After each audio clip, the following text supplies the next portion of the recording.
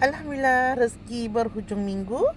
So ada klien nak 2 keping 0.03 gram dan bonda ready stock. Nama lagi token mah. Okey. Nah, inilah rupanya 0.30 gram 0.30 gram. Masya Allah, tabarakallah. Klien nak bagi hadiah pada staff. Sekarang ni dah jadi apa? Satu trend lah, satu trend. Ke satu apa fenomena? Bukan satu trend. Satu trend, satu trend yang baik lah. Nak bagi hadiah kahwin, hadiah dapat baby baru, hadiah pencen, hadiah apa-apalah.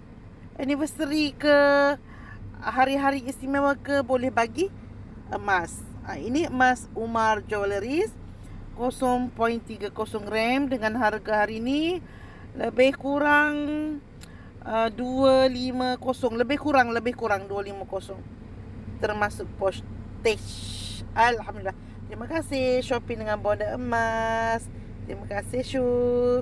Okey, tahniah siapa-siapa di luar sana yang nak beli nak beli emas gold bar dengan harga kilang, boleh klik link di bio bonda sekarang.